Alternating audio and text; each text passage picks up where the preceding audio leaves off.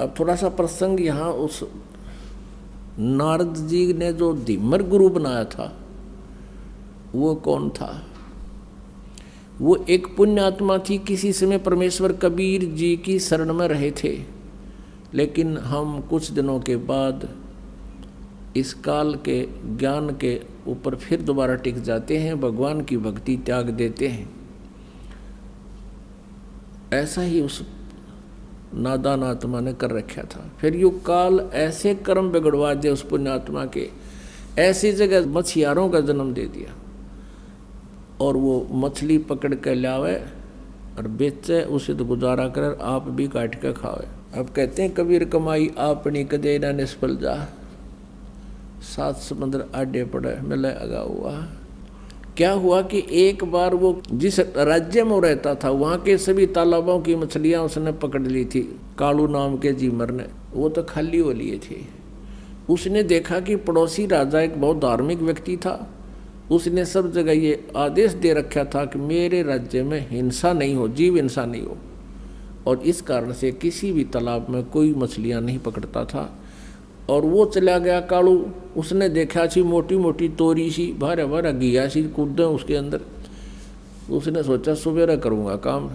उसको ये भी पता था कि राजा ने यहाँ आदेश दे रखा है कि यहाँ प्रतिबंध है, उसने सोचा रात में चोरी करूँगा। अपनी पत्नी से कहकर चला गया कि मैं ऐसे ऐसे जा रहा हूँ उस तालाब पर, और है तो वहाँ खतरे का काम, पर देखी जाएगी, अब रोजगार तो यही है। अब वो पहुंच गया वहाँ तालाब पर।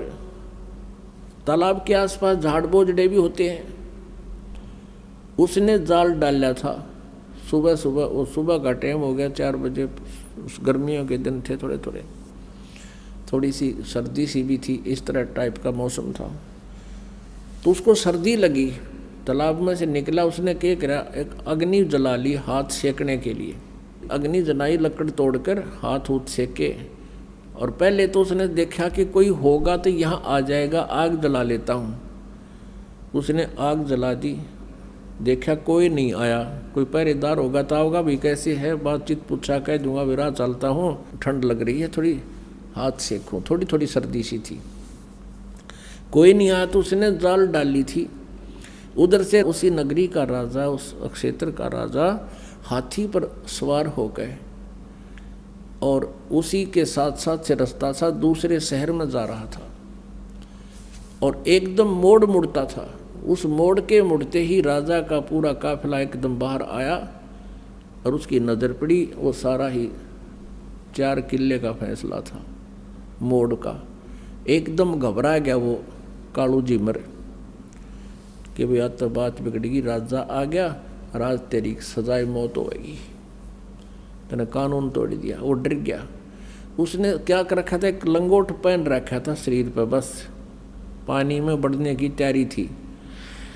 तो उसने, और ऊपर बड़े बड़े बाल थे, दाढ़ी थी। उसने और कोई बात ना सूझी बचाओ कि जो राख लकड़ी जला रखी थी वो राख थी, उस राख को सारे शरीर पर, मुंह पर सारे ला के, और वहीं बैठ गया। वो धुआं सा बना हुआ था, थोड़ी थोड़ी आग सलग रही थी, साधु रूप बना के बैठ गया। वो राजा था धार्मिक, उसने देखा महात्मा बैठा है, वहीं काफिला रखवा लिया। अकरों को हाथी से नीचे उतारो, अंबारी वो लगा दी पड़ी सी, और नीचे उतार दिया। और वो आंखें खोल कर देखा कि ले भाई मर गया आज तो तू, आधी आधी खोल और फिर बंद कर लेगा, आज मर गया, भी तो आ गया तेरी तरफ। उसने सोचा और कोई चारा भी नहीं है, अगर बच गया तो इससे मुद्रा में बच गया। राजा ने आवाज़ लगाई, प्रणाम किया, राम राम बोलिया। वो कड़ा बोला, बोलते पिछने पहचाना जा, कति मौन धारण कर गया। अब राजा ने सोची वह साधु संत अपनी भक्ति करते हैं, इनको गणा छेड़ा छाड़ी नहीं करनी चाहिए। 5 असरपी सोने की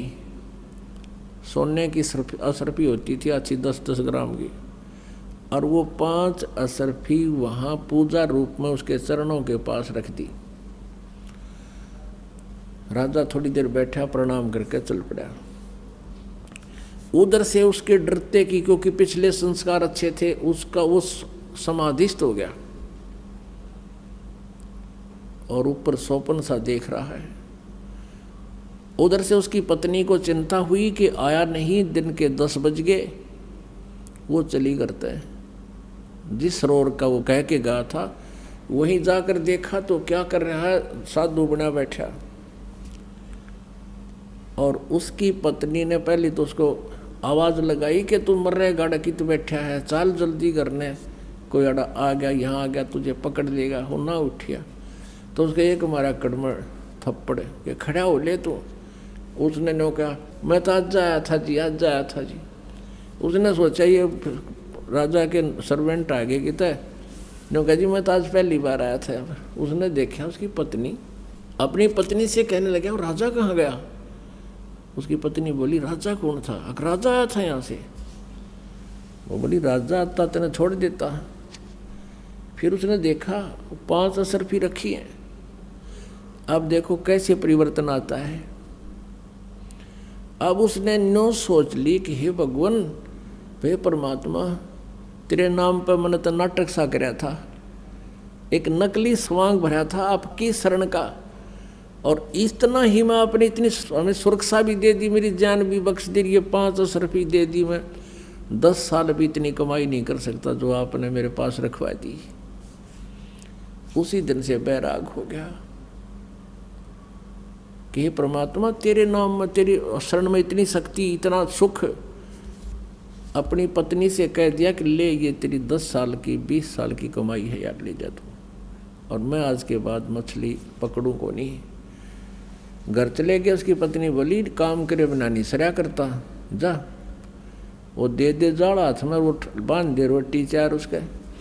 और वो चल पड़े, बैठ के जंगल में खा कर रोटी, अन्नू देखे भगवान, नो क्या करें, गुरु बिन मोक्ष नहीं होता। हे परमात्मा, गुरु बिन मोक्ष नहीं होता। कोई संत मिले, संतों के पास जावे, उनसे पूछा ताछी करे। तो फिर एक दिन परमेश्वर कहते हैं इस आत्मा की प्रत्येक रिक्वायरमेंट को सब परमात्मा पूर्ण ही पूरा करता है, जो तीनों लोकों में प्रवेश करके सबका धारण पोषण करता है। परमेश्वर आगे एक साथ 2 रूप बना के कबीर देव जी, और उससे कहा कि भाई भगत कैसे बैठा है, कि महाराज जी मैं भक्ति करूँ हूँ। परमात्मा ने कहा भाई गुरु बिन बात तो ना बनाया, गुरु तो होना चाहिए। कहा जी गुरु तो होना चाहिए, आप बन जाओ मेरे गुरु जी। कहा भाई ठीक है, मैं बता देता हूँ, नाम ले, भक्ति कर, ऐसे ऐसे करना, ये करना, ऐसे नहीं करना। अब उसने करी डट का साधना, और कुछ ही दिनों में उसको काफ़ी उपलब्धि होगी। उधर से वो जो गुरु था, अब उधर नारद जी को एक ऐसी समस्या पैदा हो गई थी।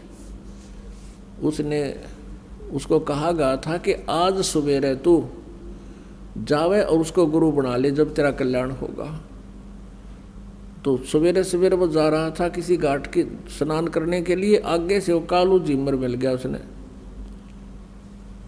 तो उसको उन्होंने गुरु बना लिया। उस कालू झीमर ने उसको बताया कि ये नाम जाप कर ऋषि जी, जब तेरा कल्याण होगा। अब कहने का भाव ये है पुण्यात्माओं, हम ये सोचा करते थे कि कालू जो था एक सिंपल सा साधारण आदमी, एक मछियारा था, और उसको नारद जी ने गुरु बना लिया तो भी उसका उस सत्र का कल्याण हो गया। अब उस समय वो कालू झिमर नहीं था, उसने सारी बुराई छोड़ दी थी, वो संत बन गया था। लेकिन हम फिर भी वो फीत उतारते नहीं उसकी, उसको फिर भी धीमर कहा करते थे, झीमर कहा करते, जबकि वो परम संत हो गए थे। तो अब ये शंकाएं सारी समाप्त करनी पड़ेंगी कि किसी भी गुरु से नाम लेने से काम नहीं बनेगा। वो गुरु भी उस सत्र का हो जिस सत्र की हम साधना करना चाहते हैं। तो क्या बताते हैं, अब नारद जी की भी समस्या ये आ गई थी, वह झीमर को गुरु बनाऊं, तब उन्होंने समझा था कि अपना कल्याण करा लेना, अब तेरी बिरान मट्टी हो जाएगी। तब नारद जी ने भी उस झीमर को गुरु बनाया था, फिर उसका कल्याण हो गया तो फिर वो खुशी मनाता है। अब यहाँ उसी पॉइंट को कहते हैं कि नारद ने झीमर गुरु की ना, और कहाँ ज्ञान में हो गया हीना, इसकी के बेइज्जती हो गई, अपना काम करा लिया, अपना भक्ति कर ली और